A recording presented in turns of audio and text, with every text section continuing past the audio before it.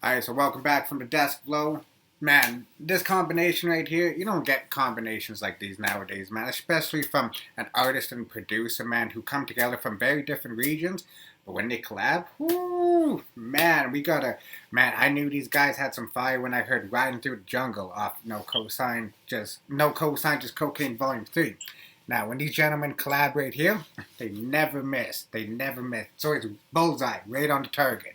So, man, without further introduction, it's kind of ironic. This is the third time on the show for both of them, so I'm glad they're together for this one. And man, they released one. Yeah, They yeah, released one hell of a project, man. So, man, I got Mr. Ty Farris and Bozack Morris. How y'all gents doing? what's going on, y'all? Peace, peace, peace, peace. Man, so how y'all doing during this pandemic? I mean, I've been social I distancing like for that. like 6 years, man. So I've been good, man. You know what I mean? All I do is like I go home and then I go to the lab. That's it, man. Like, you know what I mean? Like, I don't really need to go out. You know what I mean? Unless I need things or like, go shopping or go record digging or something like that. But outside of that, you know what I mean? It's been pretty much the same shit. Yeah, isn't that for me, man? I've been out like it ain't been nothing, but I've slowed down. I played basketball yesterday and Okay. for people, but I slowed down. I don't go to the strip clubs no more. I've been. That's good. That's good. The heifers is toast. The clubs is toast. So I've been in the house about 2.5 weeks now. So yeah, I'm chilling, man. I'm chilling. Man, yo, we back on lockdown tomorrow too, man. So it's like it's in Toronto. We back on lockdown tomorrow. So like everything's crazy right now because it's like people are just getting their shopping in now because they don't know when they're gonna be able to shop again. Yeah. So if you look at all it's pandemonium and like all the malls right now. It's like Black Friday right now everywhere. It's crazy. Ooh, yeah. Yeah, they buying all the goddamn toilet tissue up again. These shitheads. But man. Man, every time it's always like toilet paper, man. It's never anything else. Crazy. Yeah, man. But I really hope not, man. They should have known better from last time, man. So, but I ain't even gonna find out. I ain't going over there, man. I'm totally. We have a snowstorm right now, happening right now. So it's like, I'm good right here, man. So. Yeah. Like every time you move, it changes the background. They're very fly for the interview. So yeah. So when you guys started, is that yeah. Oh shit! This is my first time doing a Skype interview, so I mean it's kind of dope, man. So Hey, at least one that's on video. So it's not Zoom, so yeah, Zoom don't cut the check for us. So man, you guys started recording this album on February 28th, right, of this year. So. right. Ty, so did you know the album was gonna come out this year? Like, did you guys know you were gonna aim for a November release, or did you we're just gonna work on it until it feels right? I'll let you take that, Bozack. Yeah, we were like, we're gonna work on it till it feels right, man. Like I kind of work like that on all my projects, where it's like, I don't really have a particular date. It's just whenever it happens, it happens. Yeah, That's just how I work, and I think in this particular case, the fact that there was a pandemic and we did it during a lockdown, one, we didn't get a chance to do it in person, but because we didn't get the chance to do it in person, we didn't have to coordinate schedules. We can do everything on our own time. Mm-hmm. So basically, what ended up happening was I kept sending him beats. He took that first session on February 28th was the only time we actually linked up together and actually so he took probably I don't know 15 beats then. Mm-hmm. But I kept feeding him more throughout because I was making more throughout the pandemic, and I kept feeding him more, and that's why you have songs like Social Media and get into that. Yeah, exactly. Made me an offer or All or Nothing. We had all these joints that we just came and I just created, during the pandemic, and everything just came together after that. Yeah, that's it. Yeah, for sure. So, because I know you're very particular on what you put out there, Ty. From because you're professional, and you both you're a perfectionist. So when two perfectionists get together, how hard is it to pick and choose what goes on and what doesn't go on? For me, man, I can say this honestly. I normally over record for projects. You know what I'm saying? So if I my goal is to do like 10 songs or something in that area. I would try to do 15 or 16. This is like the first time where every song was precisely like it goes. You know what I'm saying? I think maybe one we didn't use. One we're gonna use for something else though. That other one. Yeah. But so maybe I don't know. Maybe the pandemic kind of helped out with the process because every song was. I wrote every song is almost as a calculated step in trying to mold it when we was getting it together based on what he was sending me sound wise. So I definitely try to be very conscious of songs and concepts when I put them out though. So yeah, for sure. Definitely perfectionists. We both are. We experience that with each other through the process too. I can only imagine like some of the things. But still, man. With that said, I mean, like we talk about this, how we butted heads, during the process of things. But I think it made us sharper because of it. Yeah. Yeah, definitely. Sharper deal. The whole thing about it is like when you see people like clash. It's usually, this was a creative thing. It wasn't an ego thing. So I mean, we can always like, push and pull with it, and we come up with a better project because of it. So I think it's a blessing the fact that we're able to do that. Yeah, facts. Yeah, because you guys been like every time you guys collaborate, like everybody goes nuts, and so I was curious on like when was the first? Because I don't think I ever asked you guys this. If I did, my bad. But when was the first time y'all ever like found out of each other? Dang, that's a good question. Dang, you might have to answer that. I know it was No Cosign Cocaine 1. It was before that. You actually hit me up. You actually hit me up earlier before that. And then you asked for something, and then you asked for some beats. Yeah. I ended up sending you the beat for Find a Way extra early, and you didn't record for a minute. So you were sitting on it. But in the process of actually us having the first conversation, you dropped like the Noodle Nights. Yeah. What else? Okay. You dropped something else. Room 39. Room 39. Room 39. Oh yeah. Oh hell yeah! How can you not remember that? Yeah. So I kind of forget the order of things, but Room 39, Rock Noodle Nights, and just like. You were just pumping shit, like you were just pushing. Yeah. And I remember now. I remember that now. Like 2015, I want to say something like that. Yeah. Wow, 2015. And also his feature on the Apollo Brown album and stuff like that. It's like, and then when it was time for him to record, it would end up being Find a Way. And man, that joint was crazy. What it was. Yeah, man, and we just kept it moving. We got back. On for the Jay Sinai project. Yeah. That's hand of God. I think that's really what sparked our whole project is because after that, listen, man, that Hand of God beat is probably one of my favorite beats of yours ever, bro. Oh, yeah. Word. And I remember you. I jumped on it. I think I jumped on your Twitter like, yo, bro, I need some beats, and that's how we got the two joints to end up being on the No Cosign Cocaine 3 joint. Yeah. Them two joints in my brain at least was already because I was like, yo, let's do a project. Those two joints would have been on this project. You know what I'm saying? Yeah. The timing and everything was right. Okay. Yeah, that's right. Yeah, so we're like after Fear of God, off the Popular Mechanics album, we started talking about Wired Different. No, it wasn't called Wired Different, just an album. We didn't have no name. Yeah. So I sent them 3 beats. 2 of them end up being used for No Cosign Just Came 3, and initially it was supposed to be for the album. Yeah. But I think at that time I didn't have any more beats for him. It was something. I don't remember what it was, but it was something. And I was like, "You sure?" He's like, "Yeah, put them both on there." I'm like, "All right." And because I figured, you know what? If we were gonna start something, I want to have a folder that's like for this project, and so that's what happened. So it's like, you know what, we put these joints on that project, and then that was a good move too. Oh, it was a great move because and I made sure I sequenced them just like that on purpose, not knowing if we was going to be able to do an album, but I wanted to get them the feel of those 2 songs together to maybe lead into the way if we did do a project at this time. You know what I'm saying? So that was calculated too. Yeah. Yeah, because it goes to Ride Through the Jungle and the other one you did on track 3 and 4. So I totally see what you meant. No Receipt, No Return. Yes, sir. Yeah.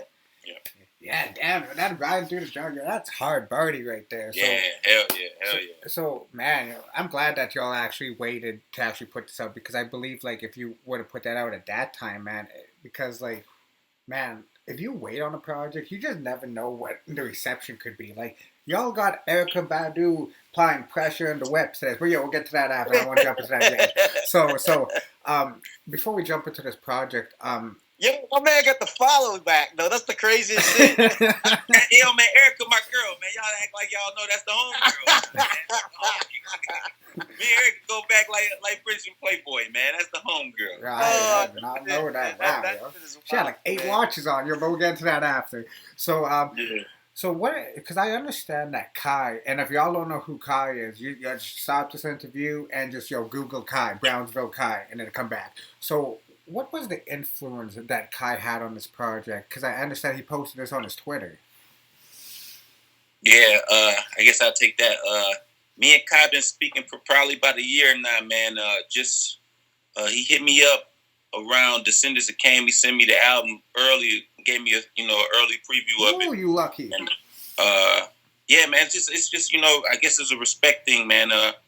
And we kicked it back and forth, and so basically, I got a lot of respect for the brother and what he do with his music. So I already implemented in my head that I wanted to start using people like him, Royce, Trick, other motivational speakers with positive. We don't got to always use a gangster clip. We don't got to always use, Matthew McConaughey or, I'd rather use people within the culture that's saying something positive. So what they're saying positive can live on through the music that they're actually doing. So I think I remember telling Bozack, I was like, yo, man, I want to use this Kai clip. You know what I'm saying? I just wanted to use something with him on it. You know what I'm saying? I didn't even clear it with him, to be honest. I didn't tell him I was going to do it until we put it out. But, he a good brother. I think we got a good enough relationship where, I wouldn't use no clip of his in no bad form or fashion. So, yeah, man, and then when he listened to it and said it was incredible, man, that's just one of the best praises I can get, as a writer. Yeah, because, man, he's, the top of your game right there. So, do you think, building with him is more valuable than actually having a song with him? Definitely. I've never discussed any music with him, not once. Us doing music, nah, that's not our conversation about to the most part about life and, planting seeds for the future. You know what I'm saying? Yeah. It's all real men talking in life and building. Music is like whatever. You know what I'm saying?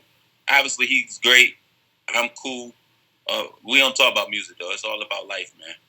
And it's good. That's what makes the bond stronger, man. Because music is another thing though, but building with someone you admire, that's way better. Yeah. I know what you mean by that. Mr. Pharaoh Monch does that a lot with me. So yeah, if you're watching Pharaoh Monch, all the phone calls in there, salute. So with you and Bozack, man, this album, the way that it started out, man, the Streets Made Me and Outfield, this was that Canadian Detroit. This made me actually want to get into wet, Erykah, and apply pressure to it, man. Because man, so was this so Bozack? This is one of your best beats that I've ever heard from you. So yeah, that hand and guard though. Whew, that's still my favorite one. But this one though. So what was the mind state that you were making this beat? Did you make this specifically for Ty, or did you just do it Bozack? Nah, so I actually pushed Ty to get on this joint. What? Yeah, he did. So I pushed him. I was nah, and you got to do this. If it's not for the project, it's gonna be on my project. I need Ty Farris on this record. Yeah, he did. So what's crazy about that joint is that I made that with Jay Sinai in the studio. Okay. And Jay, so me and I went record out here a couple years ago. And I pulled out that record. I pulled out the sample for that, right? And it just sounded like anxiety. You know what I mean? It sounded like something just something's wrong, man. Like, you know, and you can't relax. I like that. You know what I mean? So I as soon as I heard it, it sounds like an alarm system. You know what I mean? Like, you know. And so when I heard it, I was just like, yo. And Jay hit me up, and Jay was there. He heard me listen to it, and he saw my face light. I was like, "You gonna use that, aren't you?" You know what I mean? I guess even he was looking at it like, "Why?" You know what I mean? Like, so, boy, I was like, "Yup, I'm touching that right now." I don't even think I listened to the rest of the record, which is something I never do. I always listen to the album all the way through to find shit. But I, you know, he was in the studio right now, and he was writing to it. So initially, it was Jay Sinod's beat, but what he wrote to it didn't necessarily fit the vibe of the actual beat. And also, my hard drive crashed, so I lost the session. So I didn't have it anymore, and I don't even I don't think he remembered. I think he remembered recording something, but I don't think he remembered what he recorded it to.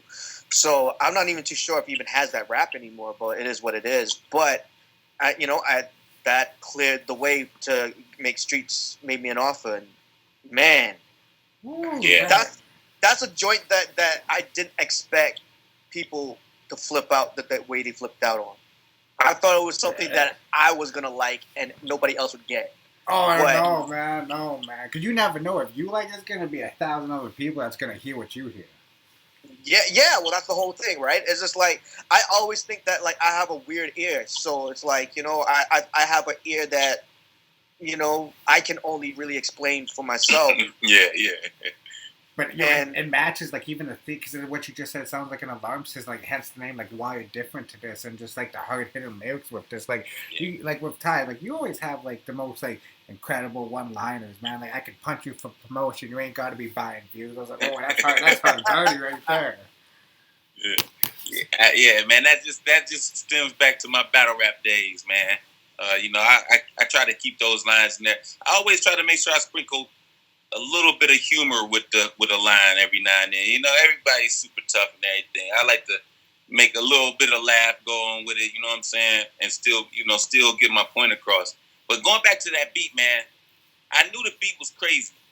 Because at first, I don't know if you remember that beat, you was like, yo, I need you to own this joint from prior to something I'm working on. And I said, I got you. I said, I got you. And but at that point when he was saying that, I had it in my head that I didn't want to have that type of beat in the beginning because I felt like we already gave him something with that energy. But as time go past, man, I'm listening to the beat. I remember waking up like at 3 a.m. listening to the beat, and I say, man, this shit is crazy. If we use it, it has to be the starting point. That's the only thing. I'm like, yo, we have to hit him with that right there off the bat. And so yeah, and then the writing, as far as me writing it, man, I really don't remember writing it. I got the raps over there, right here. I don't remember writing it or what made me do it.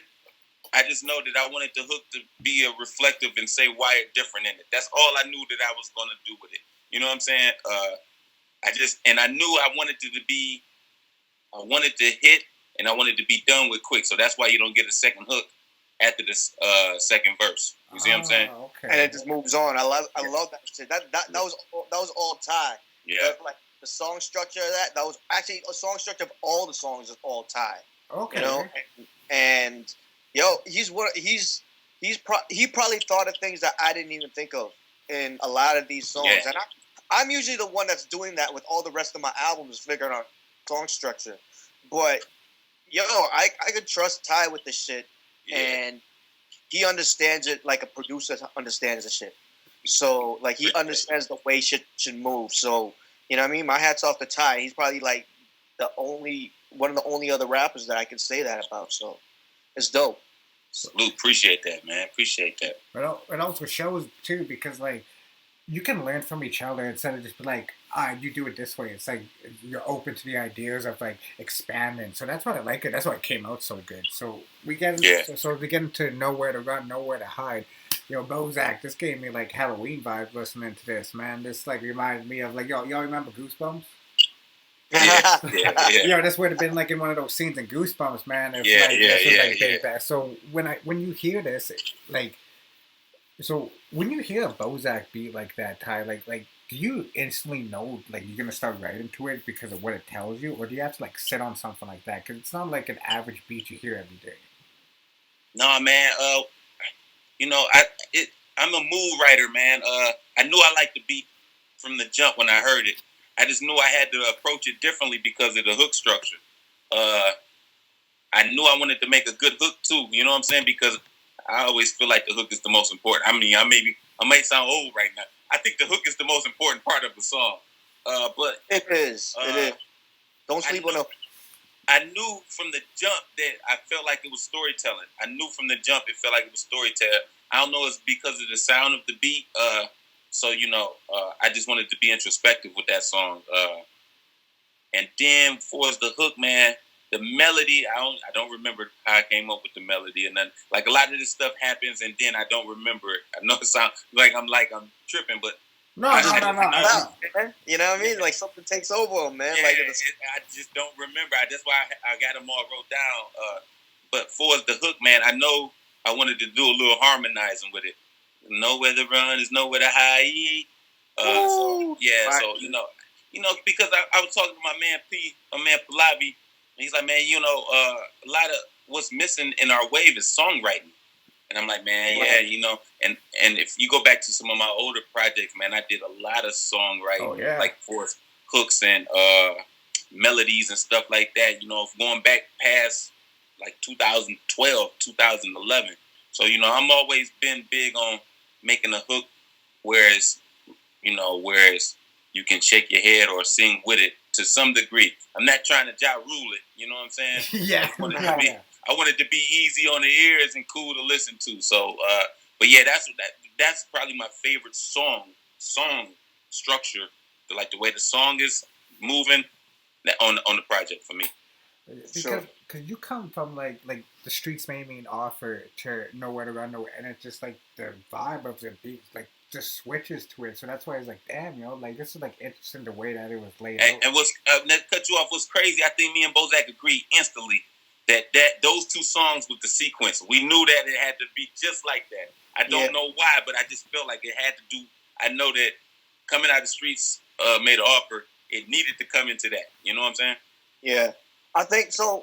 I kind of like structure, like when I think of album structures, I think of them like movies. Right. So, I like that. If the intro, the wide different intros, like the credits, like the first scene is the motherfucking, like the bank robbery scene. Yeah, like on Heat. That's the offer, right? It's like, oh shit, what the fuck is going on? That's it's the car chase scene right there. Yeah. You know, fucking the Joker's in the bank, you know, robbing the place and just killing off everybody. That's what that shit was, and that's what I imagined. And then, like, then it has to go into Nowhere to Run, Nowhere to Hide, because it's like that joint just gave me like, okay, now this shit is getting started now. You know what I mean? Yeah, I agree. So, who saw the Erykah Badu video first when she posted "Streets Made Me an Offer"? I definitely did. That was time. I was taking a nap, so I didn't see it at the time. I definitely did. What a hell of a cosign. Like I'm driving alone. 5 minute songs you call, she silent the phone. I'm in the zone, I promise I'm just getting started. Businessman with stocks and bonds, I'm not just an artist. Forced to trade at the present moment, I spit the hardest. No disrespect, my 16s is a vicious. Somebody tagged me in it, man, and I looked at it and I didn't even understand what was going on. You know what I'm saying? Like I didn't understand what was going on because I'm trying to figure. I didn't follow her on no social media at that time. I do now. I would expect. Wow, man. Can Bozack get a follow back to this Badu? And she follows me too, you know.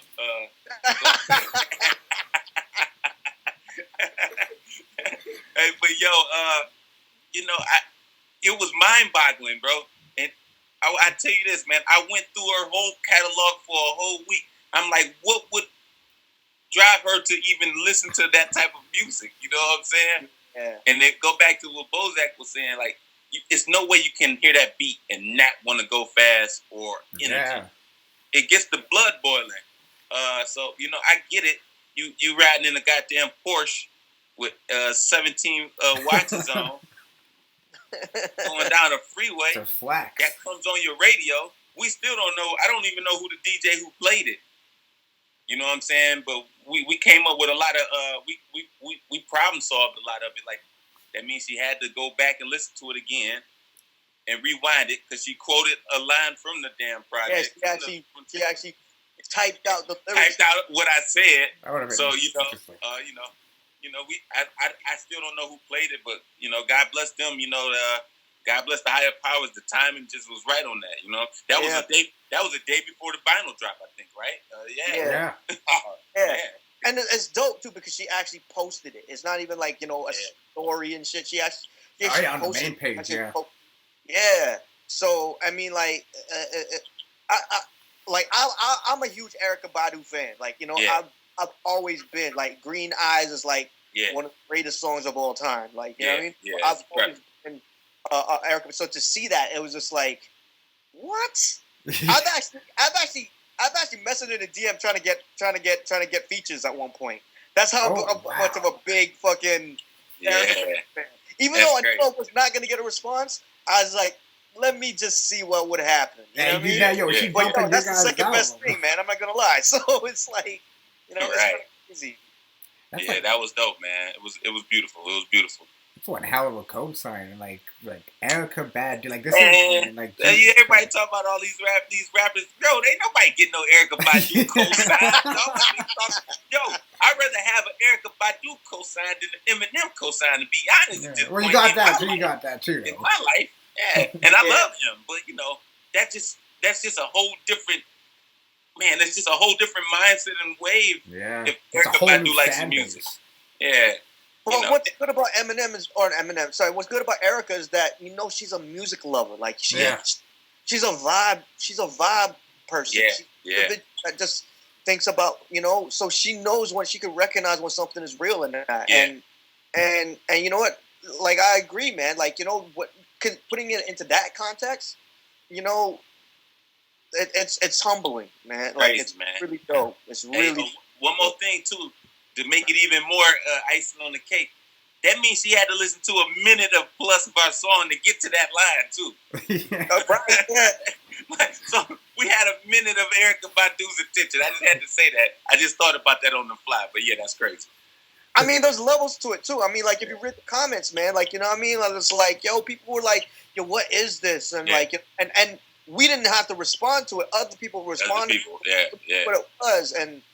It was a real humbling experience, man. So I mean, but the Erykah Badu, I mean, like it's always praises. Yeah. She's one of the goats, man, for sure. Yeah, man. And yo, soon, what I mean, you're gonna see my man Ty rocking the plaid outfit. I already got one, man. I go grab it for y'all. I got a leopard robe, man. You gonna have the hand knitted Kango hat? Let me go grab the robe, man. My man gonna come through, man. Like you gonna have it, man. You gonna have it all together, man. This was unexpected, right here. I'm already in this.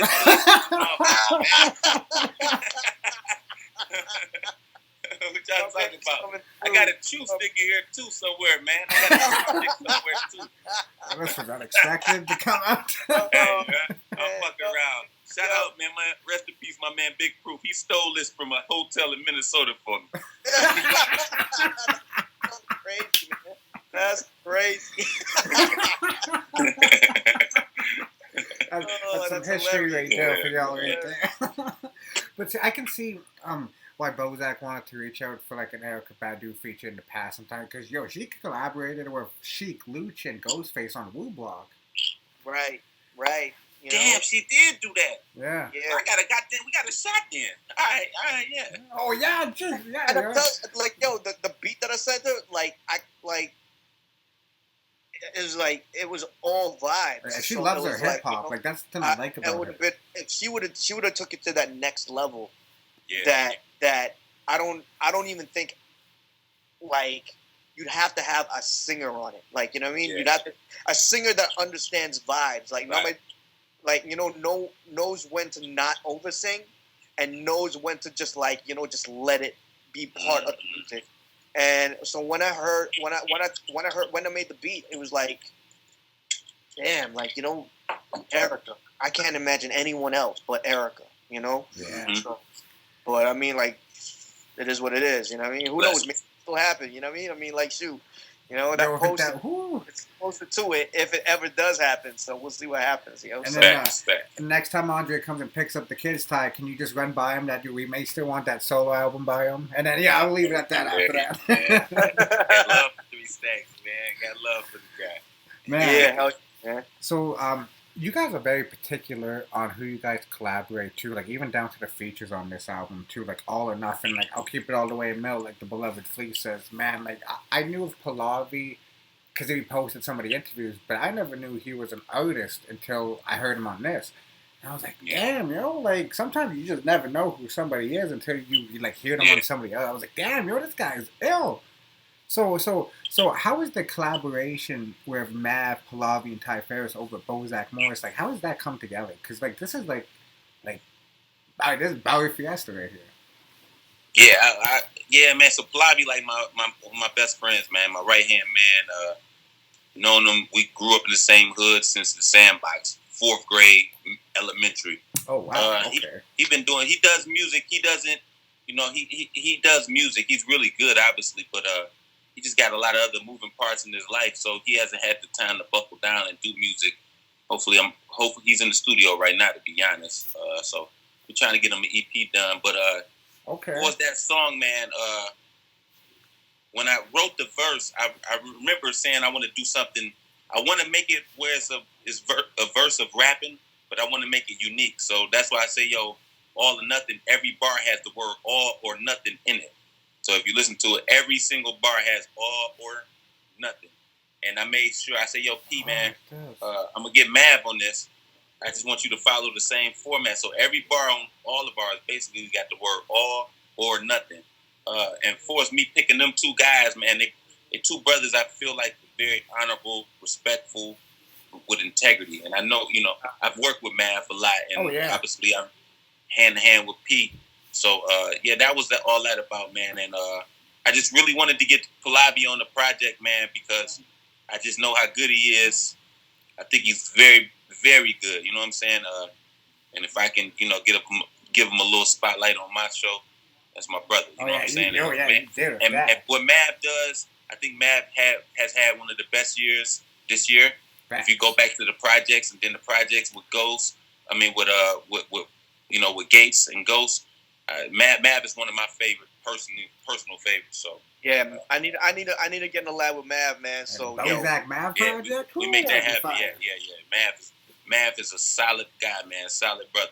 Yeah, man. So I mean, like when I heard that song, when he put that, it was just like, wow, man. Like yeah. You know, this song is fire, and this is my first time hearing Pallavi rap, right? Yeah. So I've been following each other for a minute, but you know, this is the first time we actually heard each other. Like I actually heard him rap. Yeah. Like, he's 5%, right? Yeah. So yes, something like that. You Don't know, get me. I'm not as good into the religion things, but he's definitely he follows all of that stuff though. Probably follow the lessons, and like I know like he dropped knowledge every time, so I'm that so you know what I mean, like you could tell that like he's got a lot of knowledge himself. Oh man, he got more books than anybody I know. He's made me a smarter person. You know what I'm saying? Yeah. By being around him, he's made me smarter. You know what I'm saying? So yeah, man, that's my brother, man. He should be working, man, and hopefully Bozack shit, y'all can work on something. But he's very humble, and you know he just got to get everything lined up for him, and he'd be all right, man. Yeah, man. Like, yo, and I was like, yo, this shit is fucking fire, dude. Yeah, that's what I said. I gotta give you a props on this too, Bozack. What you did with the song in the beginning of the intro, that was very dope. Because I think it was like a little more of a beat before it. Yeah, it was an intro beat. Yeah. And you had that shit come in saying, all right, let's do this. I'm like, yeah, that was perfect. I'm like, yeah, that was a good segue to go out of that last joint. So I like that shit. Yep. That's I wanted to let that shit breathe. Let nowhere to run, nowhere to hide, breathe. So it's like, word. Yeah, that was dope. That was dope. drop that shit. Boom. Yeah. Yeah. So initially, Cold was good first. Yeah. Oh. He switched that. I switched All or Nothing and Cold in different places, and I was like, yeah, you know what? Because of the way I started All or Nothing, I wanted, because after the breathing, after the, like, you hear it like echo out, like, you know, you hear like out on that one joint, and I wanted, all right, let's do this, and just drop that in the that was perfect. I had that's all Bozack right there. That was because I like Cole so much. I like the bars on Cole so much. I wanted people to hear that aggressively in the beginning, but that was the right call. What he did with that for sure. Damn. Yeah. But yo, I like what Cole comes after Precious Poems too. Yeah. I think when people, it's almost like Precious Poems kind of works like a palate cleanser. You know what I mean? You know, because after the first side's really aggressive, and it's like, you know, Precious Poems comes in with something and like flips it on its head, and then comes in and just like takes it away. Like, you know, that's how I felt about it. So clearly, like, you know, me and Ty have a real ear for like song sequencing. Oh yeah, hell yeah. Yeah. So I mean, like, you know, I think that's been like the kind of the theme in this interview, but even like when we're tweeting about it and like responding to people's comments and stuff like that, you know, and retweeting people's comments, there's the song sequencing and structure of the album and the songs plays a big role in this project. Yeah, because it's one of those projects where you don't skip it. Like, you let the whole thing, like, just vibe out, like, from track 1 to 11. And I think that's what's missing in today's music. Like, having a full... I always reference Riggs and Mooch is the only way out, how you can play that straight back and forth. And that sounds like a movie. This is what, like, this does. Like, you can play this front to back, and, like, I come back to it like it's my favorite movie or show. So, like... So this is what I like about during an interview, like hearing that Cold was first. I'm gonna go back and re-listen to it, but put Cold where what was the track? All or Nothing is, and then switch that to see how that sounds, because you just never know. And you know, Bozack, you know, did you ever play Demon Souls? Oh, I haven't played the new one yet, man. I've been watching YouTube videos on it, man. You know, I love the OG, right? So we getting a nerd on right now, man. So Ty, I don't know if you up on like Dark. I know you on your Call of Duty, but like, oh yeah, that's way different than Call of Duty. Yeah, I'm on that too. So just, you know, for the record, I don't play Call of Duty or like 2K. I play the nerdiest games. I play nerdy fucking games. Like, when I say nerdy games, I play like Tropico and shit. I heard of that game. Yeah, I heard of that. I see a PSN playing that. So, you know, Tropico is a you play the dictator and the president of an island. So it's a dictator or president.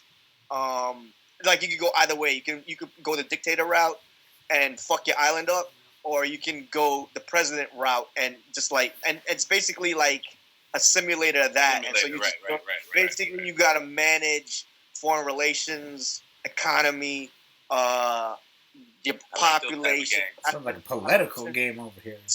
I like those type of games. Like, no one, like, you know, you don't kill people in it, and like, you know what I mean? It's not fast, but like, that's the games that I end up playing for some reason. It's just something that, and I also can kind of like, you know, like kind of running a record label and kind of even like a rap career is kind of like, there's parallels to it. So I kind of gravitate to shit like that. But anyways, Demon Souls, I need to play it. I'm looking forward to playing it because it looks crazy. Yo, because like, I ain't gonna lie, I was watching playthroughs of it, and then that song came on, All or Nothing, and I turned down the volume and I was letting that All or Nothing play. I'm like, yo, this would be a hell of a score for that. So yo, if they ever they need to holler at you for that score. Yeah, that's just that would be wild, because especially if you're in like one of those scary ass levels, like, you know, like the dark ass. I'm gonna look this shit up. I'm gonna check it out. I'm gonna look it up. Yeah, So those games are like notoriously hard. It's like Nintendo level hard, like, you know. It's a lot of it is, you know, just memorizing where all the, like, the traps are and all the I like enemies games are. like that, man. I like thinking games. I love thinking games. But you would love this thing. Yeah, you really got to think with this. Yeah, but no, the game is fire, and on top of that, like when you actually beat it, you feel like you accomplished something. It's not right. So, to be honest, like I kind of approach not just this album, not just our album, but albums in general, where it's like because we're trying to challenge the listener, right? Yeah. Like we had this conversation like about like let's do us. Let's try like fuck making the shit accessible. Fuck making the shit and giving them what they want. Let's give them what we want to make for them. Right. And that game is a good analogy for it because they did the same thing with that game. It's like I don't want to handhold you through this process. I don't want to make things easy and accessible for people that you're gonna have to get good. You know what I mean? So with our album, I kind of feel like you gotta be a hip hop fan. Like, you gotta love this shit. Yeah. This is not for somebody that's like, yeah, it's cute. Fuck all that shit. This is for motherfuckers that want to listen to rap music and care about bars and care about beats, care about lyrics and concepts, care about structure, care about all those things because we give you all those things and we don't handhold the process for it. So it's what it is. That's a good analogy. If I was going off that is though, damn. Because you actually have to make it through this album. Like you can't just like do it like handhold and it's like, oh yeah, it's gonna be sweet ride. Some of this album gets dark and some people like they may not be able to handle that type of darkness. They're like, oh, is he talking about when that type of energy? It's like, no man, this is art. Like that's what it's supposed to be at the end of the day. It's art. And I speak on that, man. So yeah, you saying basically about the art of it or the dirtiness of it? Yeah, because the way that you word it though, it's art, but you're venting at the same time though, because the way that you're presenting it. Yeah, man, because it's funny when you think about the whole grand scheme of the perception of an artist. I got this whole I'm a coke rapper thing now. You know what I'm saying? It's like I'm not a coke rapper, man. It's just called no cosign, just cocaine. That doesn't make me a coke rapper. Well, that's the segue to this. But the when you talk about like the sound of the beats on this project, I will go with maybe Treachery is the dirtiest one. Treachery is probably the dirtiest beat on the project with Rome. I didn't want to give them the same thing that everybody else is giving them. You know what I'm saying? For a sound. And I knew Bozack had a different sound. Yeah. As we got to working, he gave me a whole different range of stuff that I wasn't even... It's still some beats on there that don't sound like anything on here now. You know what I'm saying? That I could have probably figured out a way to it. I can't remember. It started with an A. I was listening to it the other day. But I wanted to be clear that I still had the mindset of approaching it with a dirty... like talking aggressively, street dirt tales, but it don't have to always be under the same type of beats. You know what I'm saying? I'm saying something just as hard as everybody else on different sounding beats. You know what I'm saying? Yeah. So, that I was very conscious of making sure that I did a certain thing where I tap into showing that I had concepts and I'm not just a street rapper. Also, along with that, like, I can still do both, and it don't have to sound like everybody else. So, it was well thought out with that. And the whole thing about it is that, especially, that's what I love about what Ty did with this album, is that you don't necessarily have to talk about the streets to be a street rapper or from the streets. You know what I mean? There's a lot of things you can actually talk about, like social media. Good segue into that. Like We the Enemy. Like, I don't give a fuck what anybody says. You a street as a motherfucker on both those songs, and you're not necessarily talking about the streets. Yeah. And, you know what I mean? You don't have to talk about coke or talk about guns and shit like that all the time to prove that you're from the streets. Yeah. There's more to it, Because I see a lot of motherfuckers that talk about coke and streets or coke streets and guns and shit, and they don't sound street at all. Yeah. So, yeah, that's true. You know, I'll say this too, man. I'm at a stage of my life and mindset wise, what you know, I know what people want to hear, but that's too easy to like. I'm not here to glorify things I've done anymore. You know what I'm saying? Because you know, we see what's going on in the world, man, and this comes with maturation of a man. Like, I'm not happy that I was doing stupid shit no more. You know what I'm saying? I'm not happy about it. I got kids. You know what I'm saying? So you know, I don't want my name being attached to dumb shit. I can reflect on the dumb shit, you know, and make it entertaining for the listener. And but most part, man, I like to. I don't want to say teach.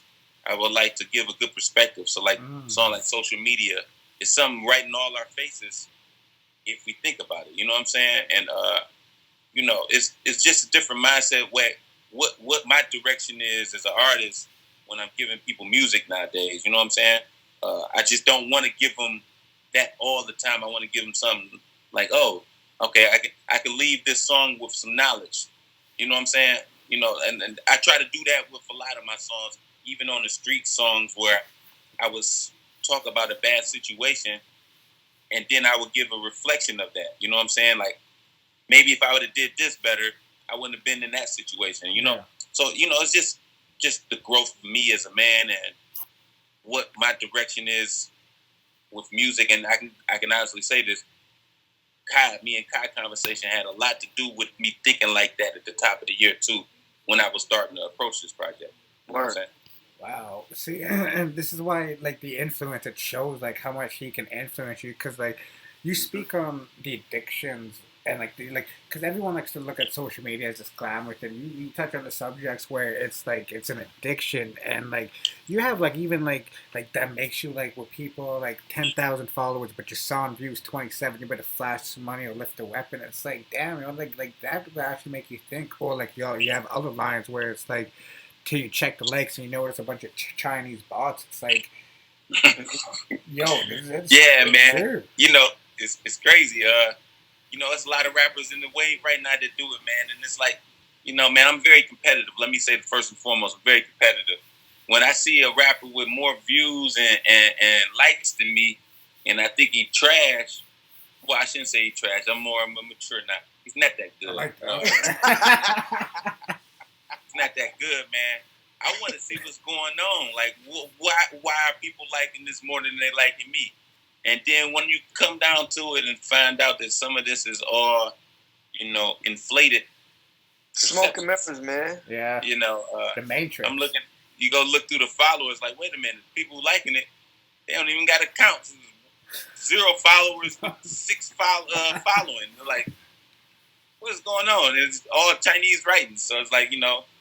And once you see that, and then you see you got 10,000 followers, and your song only got 27 views, that ain't even 1% of your following. Yeah. Mm-hmm. You see what I'm saying? So, you know, it's just, you know, just being aware of what's going on, and a lot of people don't even look at things like that. They just see, oh, my man got 10,000 followers. He must be somebody. No, that don't mean nothing. You could buy 10,000 followers for $20 somewhere right now. Yeah, that's you know what I'm saying? So, you know, just giving the listeners education. It's real shit though, because it's like, and it's something that I've noticed for the past little while, where it's like, I kind of feel that social media brought the whole fake it till you make it into the blueprint. Like, you know what I mean? Yeah. Like that's what motherfuckers do now.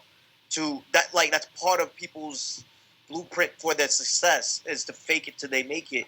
And I don't come from that cloth at all. Me neither. Right. Me and Ty don't come from that cloth. And it's like, yo, all the energy that you do in trying to fucking make this facade like you were somebody, you could have actually worked to use that energy for actual fucking real movements. You know what I mean? Yeah. So, and I think, you know, it's definitely a generation. Like, you know, me and Ty come from an era where, like, you know, social media was not prevalent as it is today. You know? So, you know, we had to pay dues. We had to, like, you know, build a network. We had to do this thing. And motherfuckers will just buy shit and, you know, all of a sudden they're the most lit song on SoundCloud. You know what I mean? But that, you know, that never equals success. In most cases, it don't equal success because it's not. It's a generic thing happening. There's nothing authentic about it. So they can put these people up on these pedestals, and once they get to the pedestal, that's where the problem lies. Now you got to be what you have sold everybody you are, which you're not, because you faked it till you made it here. Like you're not talented. Exactly. You're not talented to keep this millions and millions of fucking people, attention spans. You just faked it to that part. You know what I'm saying? So you got lucky, bro. Like you know what I mean? The cream will rise to the top. So it is what it is. Cream will rise to the top. I agree. I mean that's what it is. So we gonna keep doing our thing. It is what it is. I like how you also touched on, like, just a street rapper, because that song right here we were just talking about, it's like, that's a prime example of, like, when they look back on your legacy, they're going to talk about the social media song, because, like, you know how, like, to say, like, they have, like, different eras of classics and stuff like that, and, like, that one gem that they had that lasted through that generation. I think, like, with all the technology and how we're evolving in time, we're going to look back on this, like, damn, like, you was spitting real knowledge on this. Yeah, man, I hope so, that was the last song we recorded for the project too. I remember when he sent the beat, and I just know that we needed. I just wanted to do something else outside of the regular street. You know what I'm saying? Because we had enough of that on the project. I don't remember what made me write that. To be honest, I could look at the paper. Sometimes try to take notes.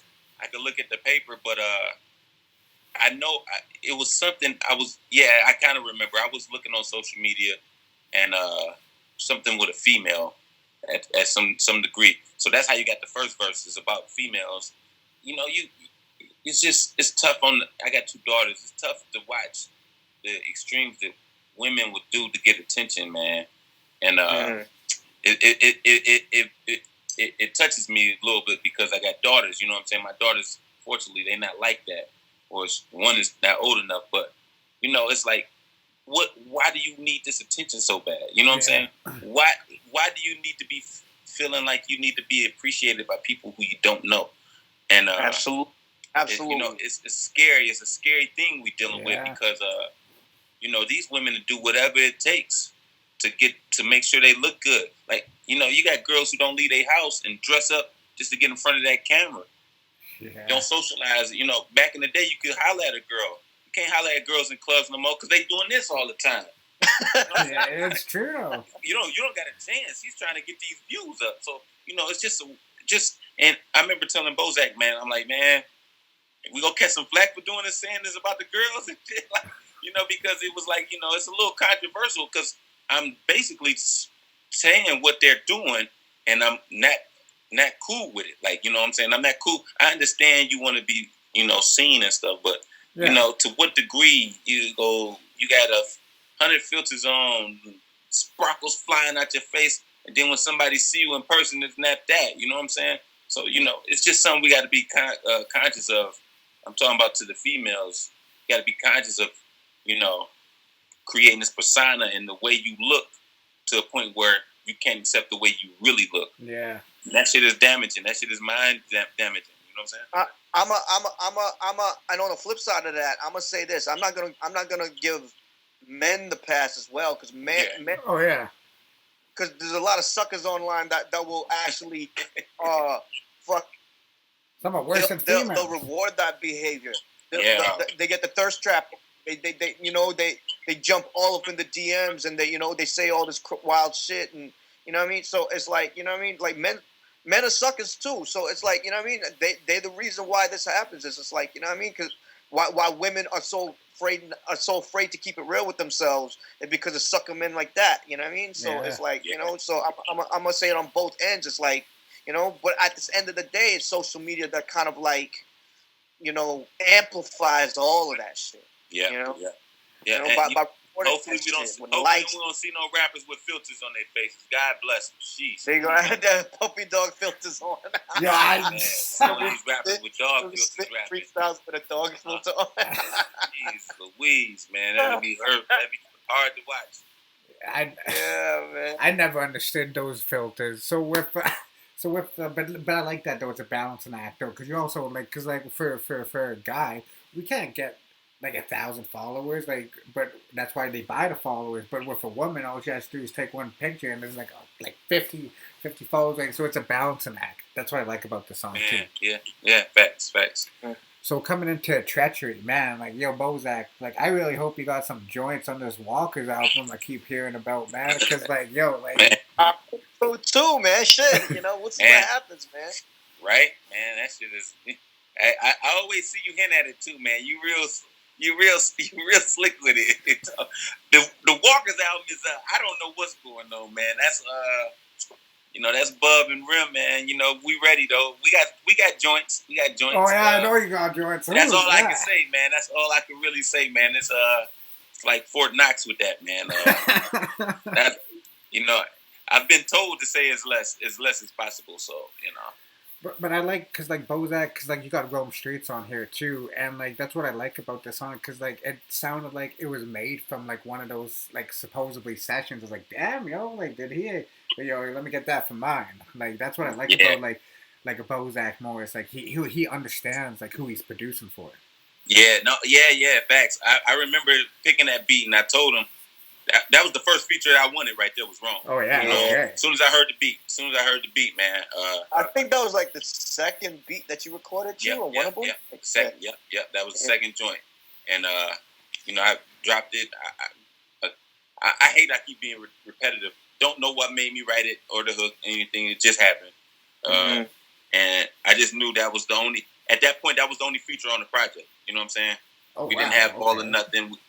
I had the code beat, but I ain't write to it. But yeah, Rome was that was the perfect fit for that. Rome, it felt like Rome Streets. You know what I'm saying? Yeah. So, like, did you know, like initially, like, that you were gonna have, like, could you always include like your Walker brothers on your project? So did you initially know like you were gonna include one? And that's my only complaint. There's only one Walker feature on here by Rome Streets, but like, did you know like I'm gonna get at least one of them on here? Nah, I didn't go in it. I ain't going to that with this because once we started molding, man, I don't force a feature. You know what I'm saying? I don't do that. I don't force a feature. Like certain songs, like my man Bub Rock, man, I know what song I want Bub Rock on. I know what type of vibe I want Bub on for the most part. Even like with Eddie, you know what I'm saying? Me and Rim got joints that ain't been put out yet because I just want to make sure they fit. It's a good representation. But no, man, when I walked into this project, I didn't have no plans on no features. You know what I'm saying? None. Like, I'm perfectly fine with doing a whole project with no features. The feature only thing a feature for me would do was enhance something that I've already done, and that person can bring an element that will make it better. That's it. Like, that's my mindset with features. You know what I'm saying? Yeah, it's a good mindset to have though, because you don't want to force. Because like sometimes a feature will throw like the whole project kind of way off. It's like, damn, that really didn't really fit that feature. Yeah, nah, that ain't gonna never happen with me. I scrap the whole song. If I get a feature from somebody and I don't like the song when they do the feature, I'd rather scrap the whole song. Just, I know I don't want to burn the bridge with the person either. I just will hold it. I just tuck it. You know what I'm saying? Hey, you never know. You may hear like Bozack may saying something. I was like, yo, I actually got something for this from like 2 years ago, and it'll go on that. Yeah, and that happens often too. That happens sometimes too. Or coming into Cold, man, you can really see like the influence that Kai has in your lyrics now too, because man, like this is like a perfect example of that Detroit and Toronto connection, because this beat took me back to a cold December evening, man, like when the sunset's coming out, man. So like you have lines like living off the land, no farmer skills, just fiends at pharmaceuticals.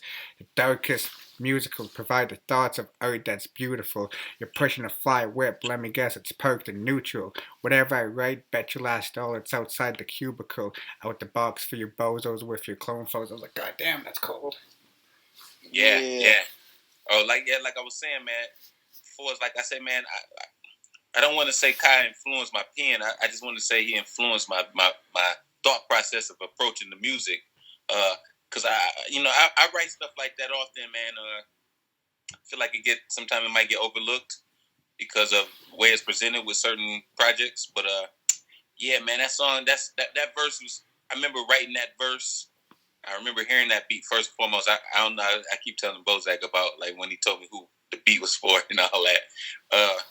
But yeah, when that beat came on, man, I was like, yo, I'm on that. I said, I'm like, yo, I'm glad he didn't because I know exactly what I wanted to do with it. Yeah. For the cold part, because I think Bozack can say the actual sample says old. Old. Yeah. Old. Yeah. So yeah, in my head, I already had it in my head. I was gonna say cold. Where I like every bar would reflect cold to some degree, but don't do it every time. So it wouldn't be cold every 4 bars, every 2 bars. Then I let it breathe for like 6 bars, and then come in where I say something that's cold to make you feel cold. So yeah, that was my favorite. Like I know my favorite song is Nowhere to Run, Nowhere to Hide. That's probably one of the most beautiful verses. Those 2 verses back to back, some of my best writing in my career. For the feature, man, Smooth, man. So we had the 2 verses done for probably like 2-3 months, just sitting on them. And I didn't, you don't hear 3 verses no more on songs. Yeah, you know what I'm saying? Yeah. So, lucky if you got 2. Yeah. Yeah, true. It's true. Very true. Yeah. So my mindset was for a long time I just had it stuck in my head. It was like, yo, I could just the original song had the hook come back in with the sample playing. But Smooth was in my back of my head the whole time when I was just hearing the beat, and so I was like, man, let me send it to him and see what he can do. And he was the only person I could have ever thought to put on that. To make it where it doesn't seem like a long song was the science of it. It's like have him come right in after the second verse. You know what I'm saying? Yeah. And I knew his vote. Yeah, now I'm saying I'm very big on like certain people on certain songs based on their vocal tones too. Like I wouldn't have let's just go with somebody like shout out to the homie like Uncle John. Oh, okay. You know what I'm saying? He would be dope on something else, more energy in my eyes. So when Smooth sent the verse back and that last line is cold, I get chills every time I think about how he did that. You know what I'm saying? Yeah. So that he was the perfect fit, man. He the only person that could have ever been on that song in this world. There's nobody else who could have did what he did on that song. And as far as the beat, man, when I heard it, I definitely heard that at the first session too. I said, yo, put that to the side. In my head, actually, not in my head, I wrote that actually down in my phone, said cold. I just knew I was going to do cold with it. I just said I'm going to write cold on that. And maybe about a month later goes by, and that's when I recorded it. So who's the beat? It was kind of it's like I didn't know what Ty was gonna write to that joint. And I didn't expect him. So he wrote it like where he actually used the words in the sample as part of his rhyme scheme. Kind of like how Cameron did "Oh Boy" and like shit like that. Or he actually uses the actual beat, and that determines how he raps. And I thought that was really dope. I never expected anyone to do that. I use that just like because that's not in the actual loop. I took it from a different part of the song and I stuck it in there because I thought it just made it sound more interesting, right? It just it kept things moving a little bit better. So I thought someone's just gonna rap on it, like they rap over it, like it doesn't exist, like it's part of a musical instrument. Yeah. But he actually uses it, and I thought that shit was like, yo, that shit is crazy. So there's levels to how dope that song was written. There's so many levels, and I personally think it's the best written song, like songwriting wise song of 2020, man. So in my personal opinion. So yeah, I bet money on the song against whatever right now. Yeah, okay. Absolutely. I like that. Absolutely. I like how you said that no one else can do that feature too, because Smooth, if you're not familiar with Smooth, for the listeners listening, he has like a long history within this lane that we're in, and he's been at it since I think Beans put up something from 2007 of him and Huss, and I was like, holy shit, take it back to 07. So he really understands like you guys is like the lane that we're in, especially with you call him for a feature. He gonna know what to do with it. Yeah. It was, and we've been meaning to work too, man. And like again, man, I didn't approach this project with saying I'm gonna get this guy. Yeah, you were saying it's everything for me, music wise. It got to be organic. You know what I'm saying? I got to feel like I say, I didn't hear. If it wasn't my vocals, I couldn't have heard nobody else on it but Smooth. You know what I'm saying? With that concept, with the tale that was being told. You know what I'm saying? With the story that was being told. You know what I'm saying? So and that it just worked out. Man. I remember when he sent that joint back. I was like, yeah, that was it. I remember. That was it, bro. That was it.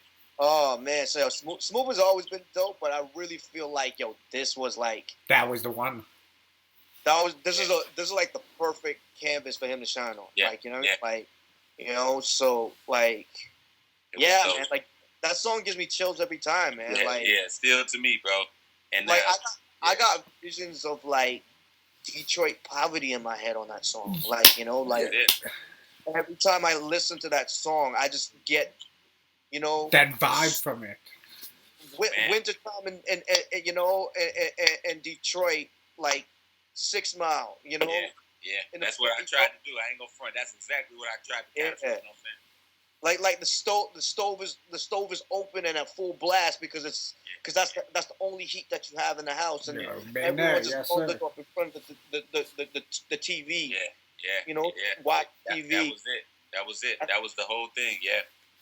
That's that feeling right there. Hey, I'll definitely provide that feeling right there. Ooh, yeah. Ooh. Yeah. So even like with tracks like We Are the Enemy, this has a very revolution, uncut, raw energy when it comes to this song. And I like it how it's near the end of the project too. So you actually have to get the feel of this project. And then you get to a track like this, it's like, whoa, like this what shows like, just a street rapper. You're a revolutionary. Yeah, what's so crazy, that's the first track we actually recorded that in Detroit. And it was that verse. The first verse was I probably rewrote what you hear now is something I recorded probably in September. Okay. But I recorded the first verse. It was a whole different verse on the spot. When I came up with the hook, I lived with it for a while. You know what I'm saying? I lived with it the way we had it with the, you know what I'm saying, Bozack, like with before we changed the first verse. And I was thinking like, I needed to be a little bit more impactful. You know what I'm saying? I need, I'm one of the guys that don't have no problem scrapping something. I'm not, my ego, I think I'm a good writer and all, but I think if I think I could do better, I'm going to try to do better. You know what I'm saying? So I scrapped the whole first verse and say, man, I could write something just a little more appealing to go better with the hook. You know what I'm saying? So that was the mindset of that, man. Yeah, that's all I can say about that. That was the mindset of that We the Enemy. I wanted to say something, like to touch on the times and let people know I'm conscious of it too, man. You know what I'm saying? I'm not just some rapper that's rap. Like I follow the news, I do stuff in the community I would never put on camera. You know what I'm saying? I'm that type of guy, So, that was the mindset of that. And shout out to OG Trick. I seen one of his clips and that might have helped me go that path. He said something about certain things, so we used that clip on the beginning and the end of it. So just being aware of what I want to give the people and how I give it to them. You know what I'm saying?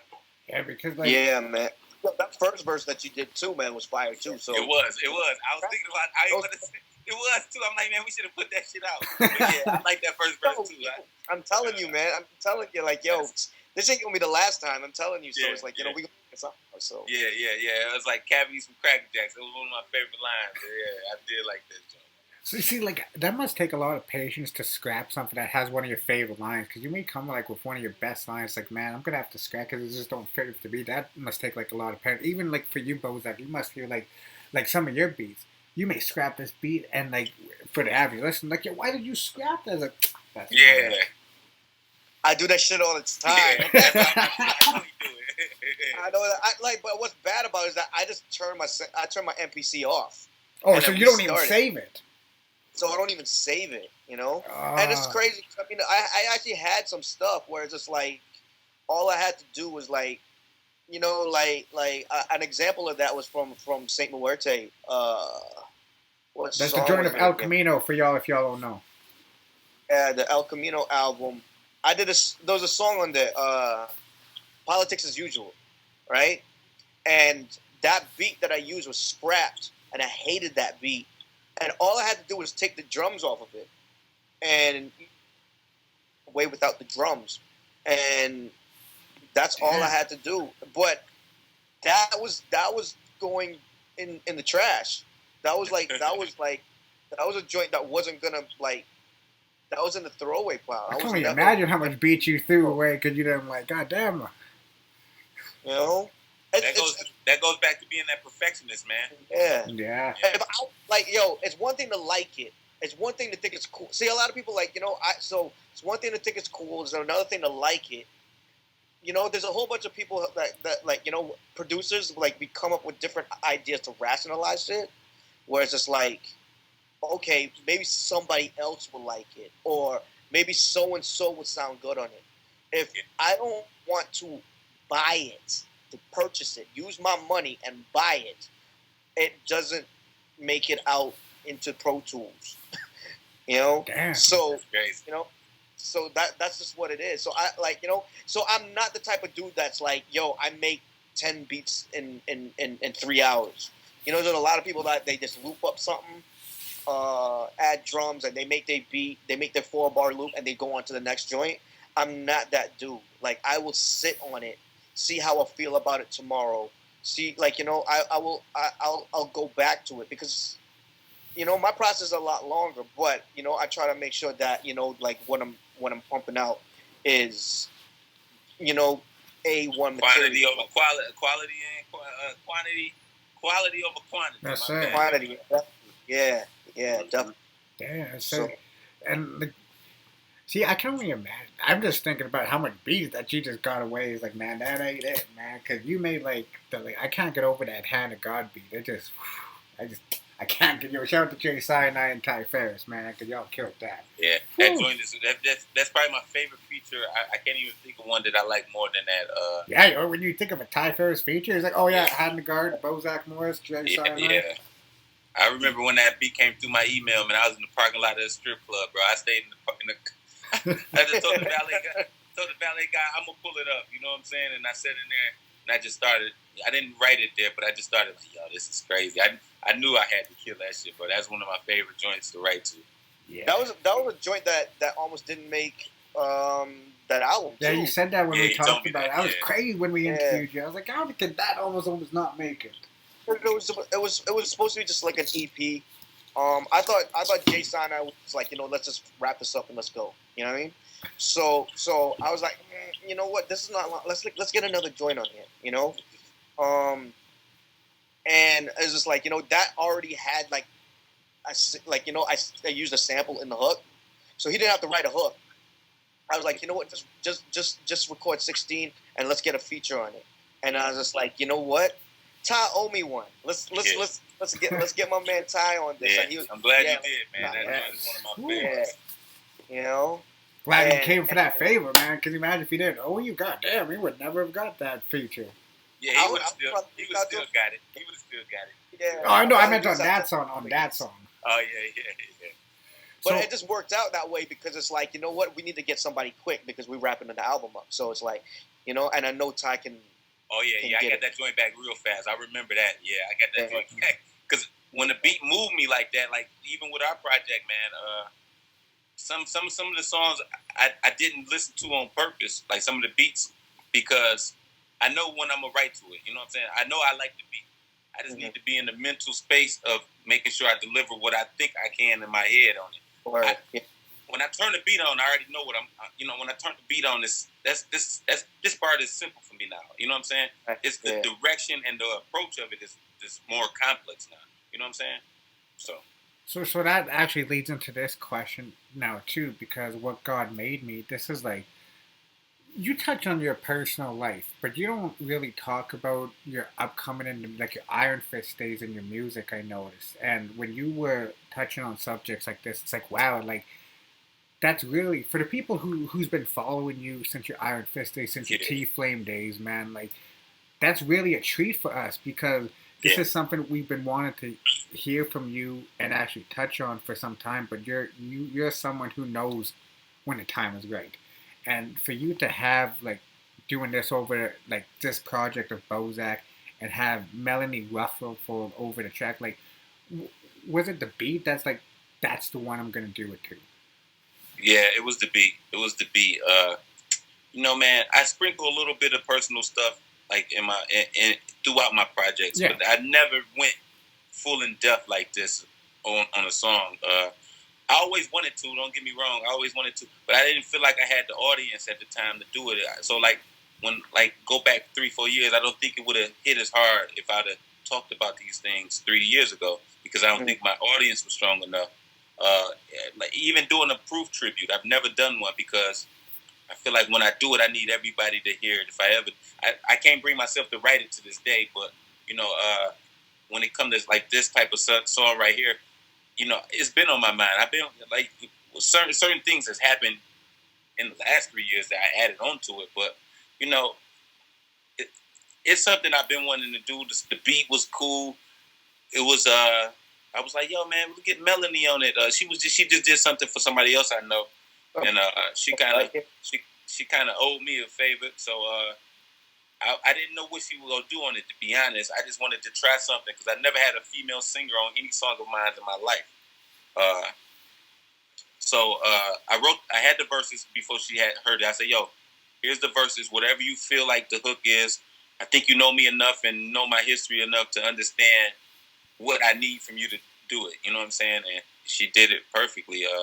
But the beat told me to do that. You know, the beat told me to just, you know, give people a little backdrop of my journey. And even, you know, people hear the second verse about, you know, with the Royce thing, you know. Yeah, you're supposed to be on Bar Exams 3. Everything is true. Everything is true. You know what I'm saying? It's just, I could have spoke on that 10 years ago.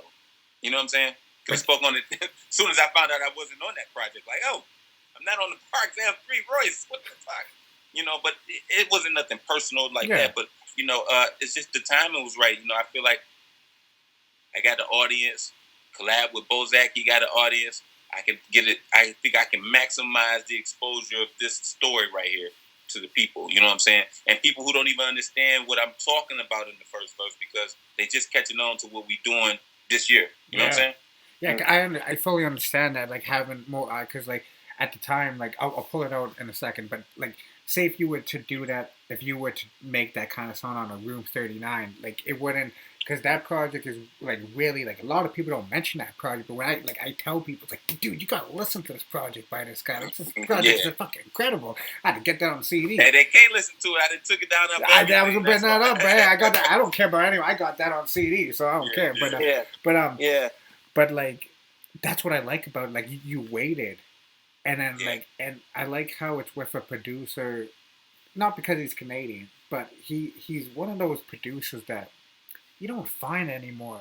You don't find a producer that understands the artist because he could have sent you a batch of beats like, yo, man, these were beats that were made for Conway or something like that. You know what I mean? Yeah. Like he's a fan of me. Yeah, that beat, like I say, man, that was something unorthodox for me. You know what I'm saying? And that was one of the, I want to say, in the middle of the project type joints we did. I knew the beat was different. You know, I liked the beat from the jump. I just didn't know how it would fit because we didn't have enough meat on the bones at that point. Right. But I just knew the beat was dope, and I knew I wanted to do that on it. I didn't know what that was going to be put on it because, you know, I just wrote it. You know what I'm saying? So I didn't know that's what was going to happen, but the way it came out was perfect, man. Yeah. And what a way to end an album. Yeah, definitely. That was my thing. Yeah, we were in agreement that was going to be the last song on the album. You know, as soon as you wrote it, you know, as soon as you put it, I was like, this is going to be the last song on the album. And then, I'm really happy with the way it was sequenced from Embrace the Pain into that because both those songs are super. Yeah, Embrace the Pain.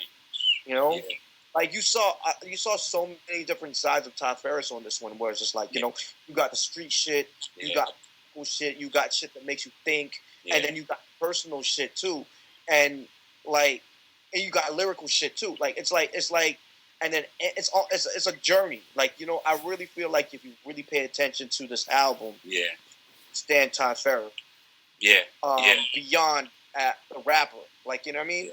Who he is as a man. You know what I mean? Yeah. And facts. that's why. That was definitely once we started figuring it out, man, based on the beats and the subject matter, I'm like, yeah, wired different. You know what I'm saying? Because the way we approached it was wired different. You see what I'm saying? Everything, like, without us saying it was wired different, it was being done that way. You know what I'm saying? Yeah. Because we wasn't trying to be the conventional method of a presentation of music, sound, concept. You know what I'm saying? And I don't know. I can ask Bozack this. I didn't know if he was expecting me to come to do this. You know what I'm saying? For us, the songs and stuff like that. Because obviously we never worked like this together. Oh, okay. I see what you mean. Okay. So it's interesting. Like, was he expecting me to do this? So I wanted to make sure, and I know he's very precise in the way he do his music. Everything he does, music, merch, everything. I watch and study everything. I watch the game tapes. I wanted to make sure that I did something to make him feel good. You know what I'm saying? Make him feel like I'm putting a nice amount of effort into something, because that's how much respect I have for him as a producer and the way he go about things.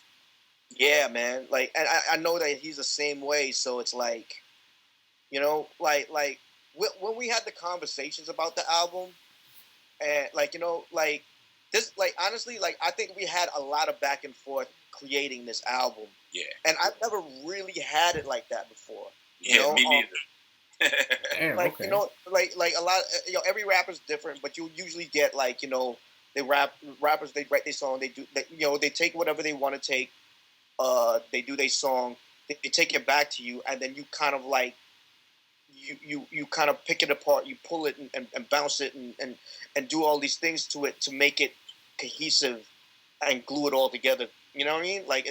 That's usually the case, but with this, it's like I didn't really have to do a lot of it because we had so much back and forth. We had so much input on what we wanted to do and which direction it was. Text messaging. You know what I mean? 4 hours in the middle of the night about a damn hook or a sequence. Oh my just God. anything. Man, I would fall asleep sometime mid conversation and wake up like, oh shit. You know it what is. I'm saying? How this?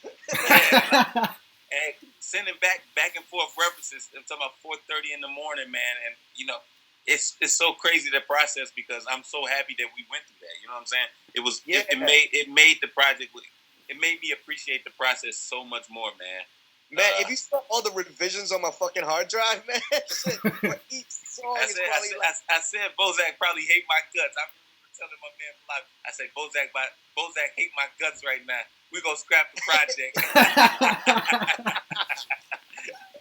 Nah, man. It was just like, fuck, man. Are you serious? Oh, man. I nitpicked the hell out of him, man. I nitpicked the hell out of certain things. But then here's the funny thing. The flip side of that, he kind of did the same thing to me a little bit on the other end, like with merch and stuff like that. And I say, for real, bro. Just talking about dumb shit that no one would care about. You know what I mean? Getting the translations accurate on the Obi strip. You know what I mean? Little things like that. It's like, damn, you guys really are perfectionists. Goddamn. Most people wouldn't even realize the shit was accurate in the first place. But it was like, if we're gonna do Obi strips, let's do Obi strips. Yeah, I appreciate professionalism with that. Yeah, I did. But I was like, wow, this is. And then even with the certain CDs we got now. Shout out to Future Wave. I remember he telling me about this. I'm like, yo, man, I got these CDs for sale. And somebody's like, are they real CDs? I'm like, fucking yeah, they real CDs. I'm not knowing the difference in the quality of the CDs. CDRs. Yeah. Oh, okay. Yes, sir. CDR. I just know the shit look good. And, and they play the music. But I learned from that. I was like, yo, I say, Bozack, we can cut costs with these CDs. He's like, nope. We got to get the real joints. Gotta get the real joints. All right, cool. The thing is, though, the real joints cost the same as the CD. You just have to make more. That's the only thing. Yeah.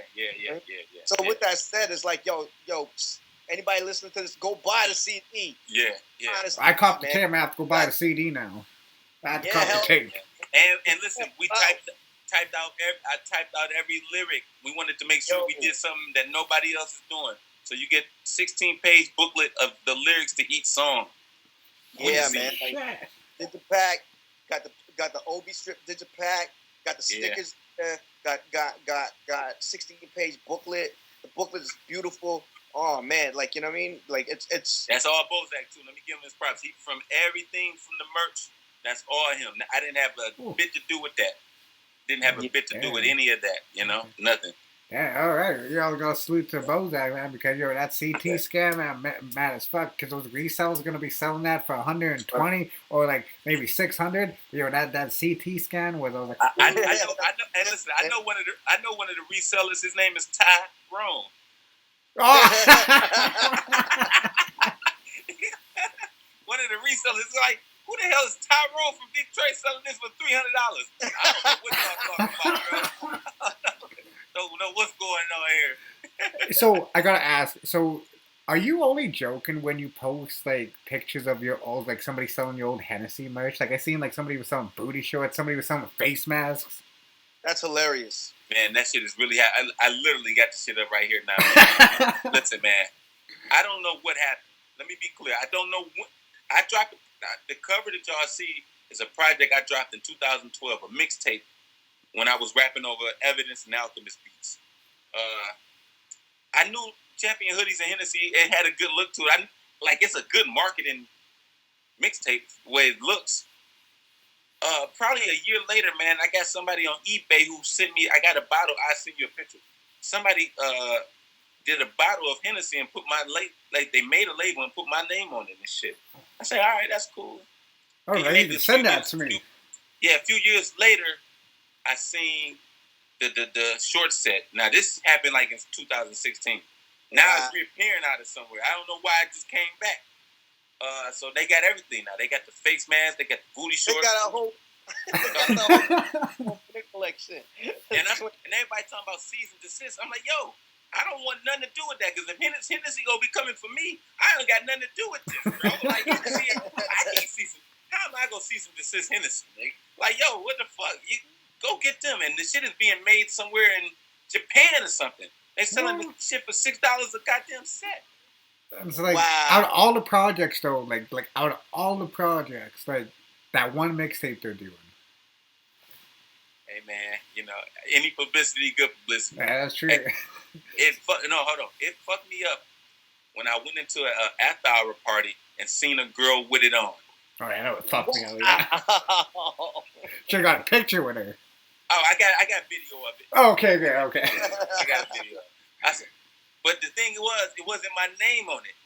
My name wasn't on it. It was just the Hennessy part of it. I got the video of it, and I'm like, what's going on here? Am I missing a wave of money that I could be making? So then my man sent me a picture of the girl and her friend. They got another set with my damn name on it. Like they went and bought another one. Like, what the fuck, bro? This shit is. I don't know, bro. I have no. Listen, Hennessy, whoever is nothing.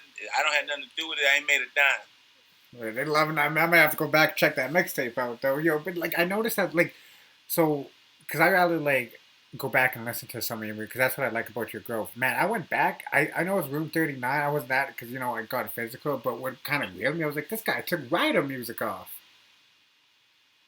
Yeah, man. I'm gonna put it all back up, man. I'm just more conscious of the way it's presented now.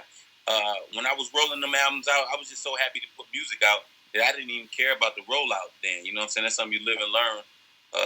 I just like, yo, man, I could rap good.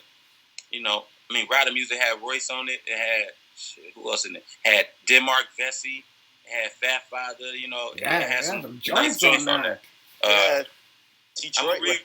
I'm gonna re-release it with most of the songs. Some of the songs I can't release now because of back then I didn't know no better. I was leasing beats.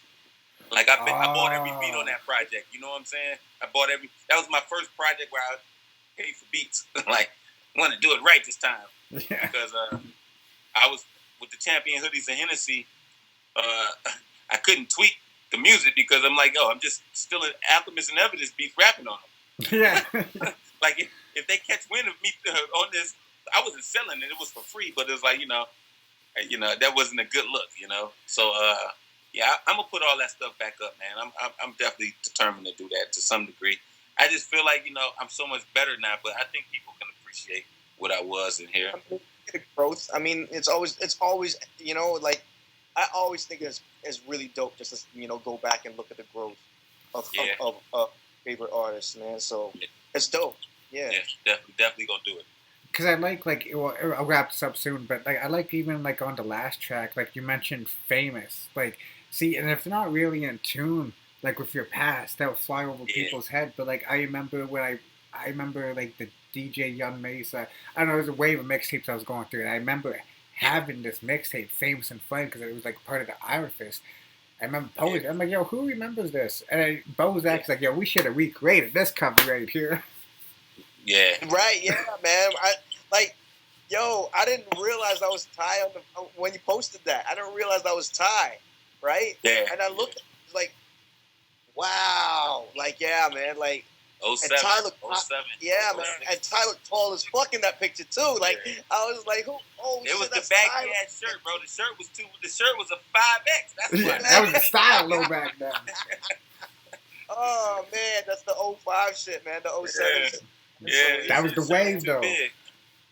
But like that's what I mean though. That's why I liked how you included like that your part in your upcoming in the last part. So I was like, damn, like what a way to do that, especially on this project. So I get the question a lot about my man Famous, and we ain't did music together in years, but that's still my man's. He does his thing. He doing his thing in life. He went a different direction, man, and we get my blessings. But everything like that song is real. Like, to be able to, I say it like this. I feel like I'm a good enough rapper now. I can talk about when I was whack, because you can't do nothing to me now. You know what I'm saying? Like I was whack then, but now what is a different story? I really thought you were whack back then. And here's the funny thing about that mindset too. The ego of rappers, they won't even acknowledge they wasn't good as they are. You know what I'm saying? Like you wasn't this good 10. If you're telling me you was this good 10 years ago, what that means about you? What that tell you about yourself? Why you're not better than you were 10 years ago? Yeah. So that was me giving praise to Famous as well too. Famous was the illest to me. I was just basically on the side of him for a while. You know what I'm saying? Until I got better. So that was me. I just want to make sure I give everybody their proper due in my journey. You know what I'm saying? So that was all that was for that line. You know what I'm saying? With Famous. Like how the journey's still going, man. You still got some legendary stuff to do. So, man, I'll end this interview off, man, because I just gotta ask, man, because y'all have both ties with this gentleman right here. We don't know what he looks like.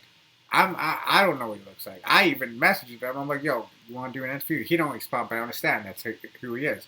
But ask, how do y'all get in touch with Big Go? So does he get in touch with y'all? And can you all confirm he's not Hex Murder?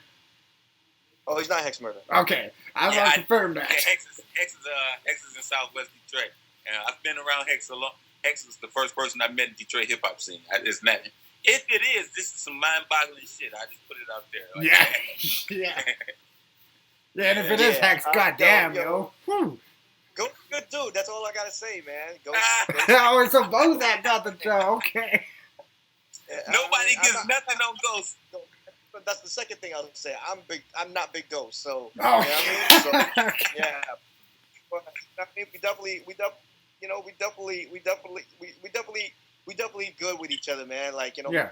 I love the hoodies, by the way. Fresh. He bought my first record, and I remember that night. I hit him up on the DMs. I was like, "Yo, thank you for copping the joint." I was just like, and then I remember having like a 4-hour conversation with him that night.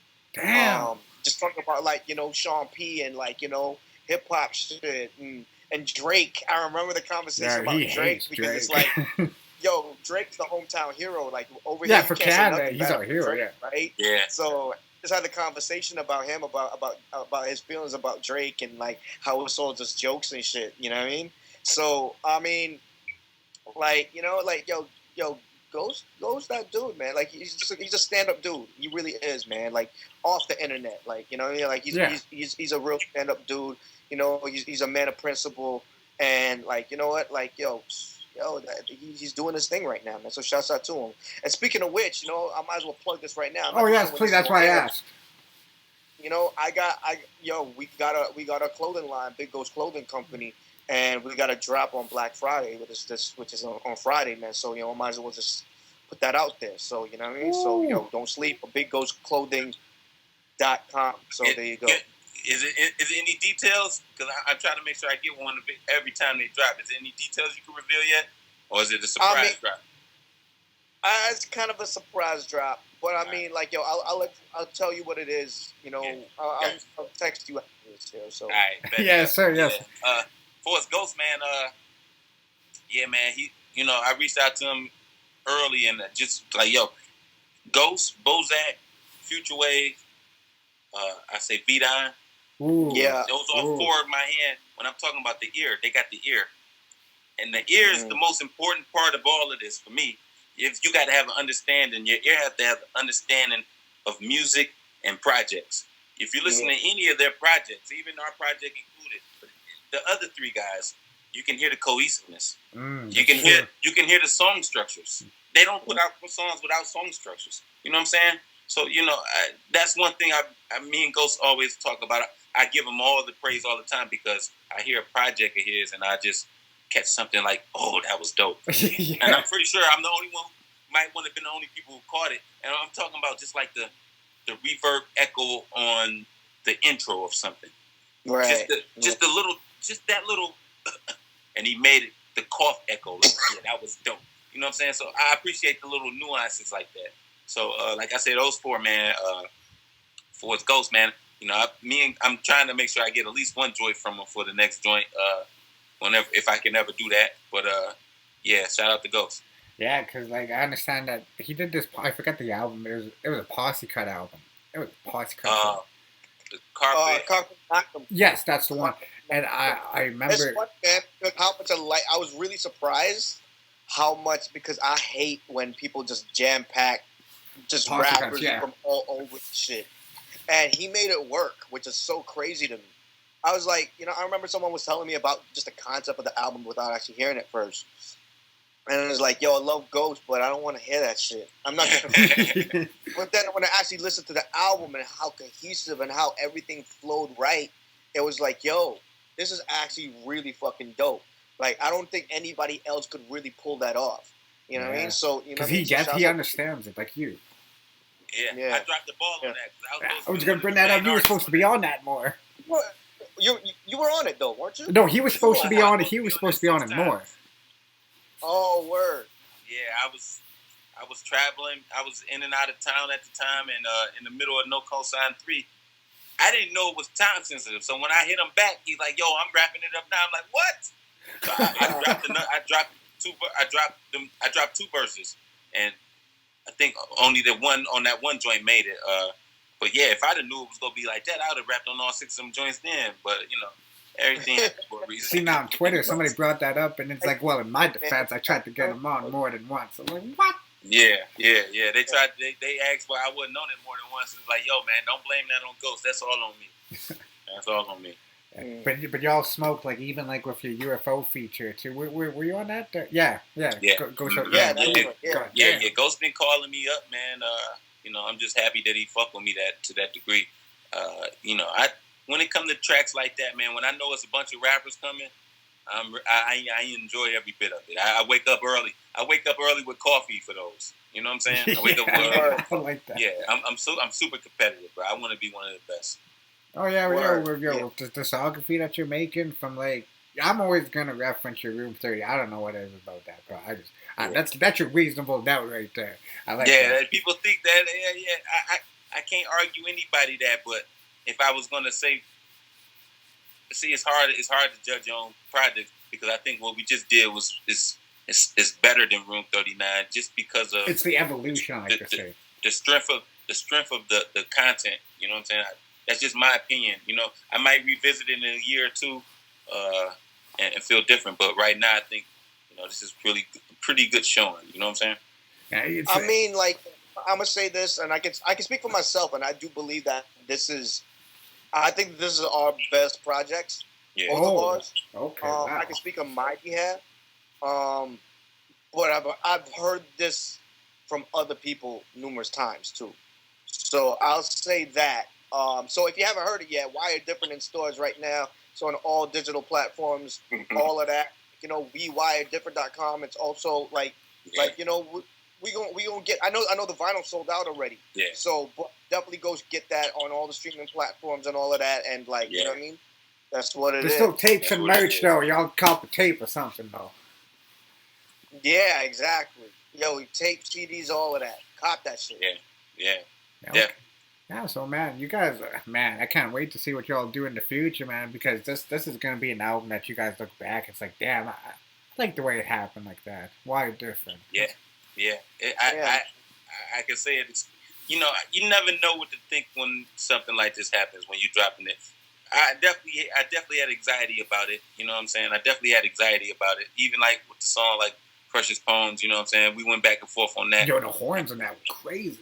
Yeah. It's risky. You know, it's risky. Yeah, it's like the structure of the thing, like the way with the like it's not a simple drum pat, so it can throw you off. But I told him I was gonna rap on it though. I told him from the jump. I'm like, I'm rapping on that. I just don't know what I'm gonna do to it yet. You know what I'm saying? I'm rapping on it, and when I wrote the first verse, that's why the hook came up. Like, I don't know how I wrote this. I love over me and wrote this, bro. And like that's how I said it. It's precious because that first verse is crazy for me. It's the magic. Yo, I love that record, dude. Like, yeah.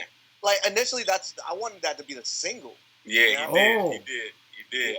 Yeah, I was just like, yo, when I just envisioned something cinematic with this shit. I was like, yo, I want this to be the single because this is going to throw everybody off. Yeah.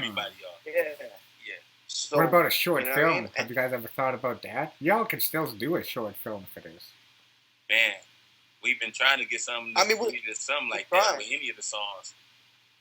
It's just been tough because of COVID, man. Yeah, I guess that really fucks everything up. Yeah. Yeah, I wish we could, like, you know, because we can't cross the border either, man, without having to come back and having to fucking quarantine for fucking 2 weeks. So it's like, you know, so it's a struggle. You know, we gonna figure something out, man. We figure something out. Hey, we got the album though. That's what matters. We got the album. Yeah, exactly. Yeah, man, music stand the test of time. Oh, hey. When did you release Room 39? 3 years ago? We're going to be talking about why different 3 years 4 years. 4 years now, baby. 4 years? All right, hold on. Let me get something right here. 4 years ago. So, he must got a copy of it. So if y'all don't know what this is, y'all got to go get it. Yeah, he's got a copy of it, yeah. Y'all got to go. It's not on streaming platforms, but when he does, you make sure you listen to this Room 39. Oh, when you mentioned those 5 produced before that, you go, how can you forget Trucks? This was produced by Trucks. No. I was just gonna say that Trucks is definitely. I got to give Trucks all the props. He was like the foundation for me getting my feet wet with this. You know what I'm saying? I was looking for something like what his sound was in Detroit, and I couldn't find it here. You know what I'm saying? Nobody was here for me like that. You know, and we got dope producers, but it's just a different sound. Like, I want to talk about stuff street aggressively with being lyrical. I don't want to be backpacky. You know what I'm saying? And I'm not dissing nobody from here, nothing like that. I don't want to feel like it's the hip hop shop. I want it to feel like 6 Mile. You know what I'm saying? Right. And that was the goal. And that's not a diss. I love everybody here, but I just know that my sound and my story needed to be different than everything else around here. Even like the producer too. Like the producer, this is what I like about like a Bozack Morris too. He'll get his credit when it's deserved. Because you could have easily like that. I'm just gonna do this Ty Farris. I'm not putting Bozack's name on this, but like you chose to do this half and half, and it is half. Oh yeah. Because what would this project be without the amazing production, or like vice versa? Yeah, no, that's the only way to. I don't even understand how it's not. That's always 100% understood. Like, we come up with it together. Now, then you get some certain situations where you get a bigger name and blase. You know, everybody's shit works out differently. But at this level, man, we both put hard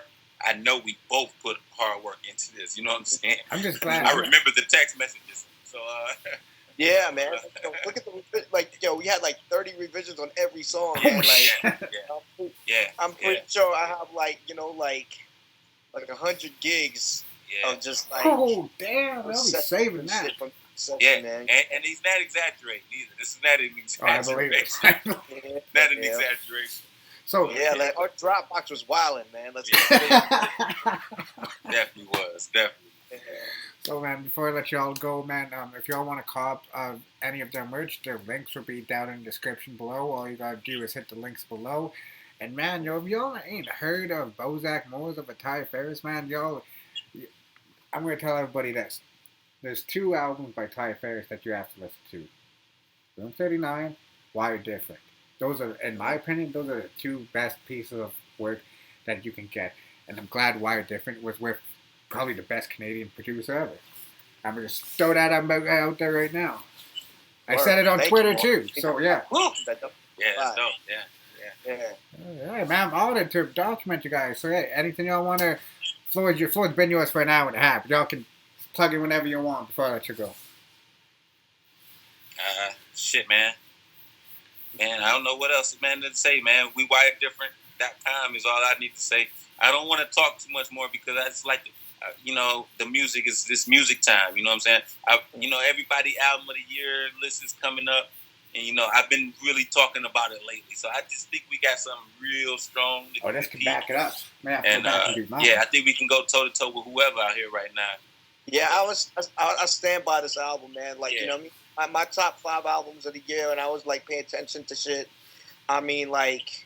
You know what I mean? Like I think it's definitely up there, man. Like you know what I mean? Like I was comparing it to my old list before our album was finished, and I think it's right up there, going toe to toe with all of that shit. So. All right, fact, yeah.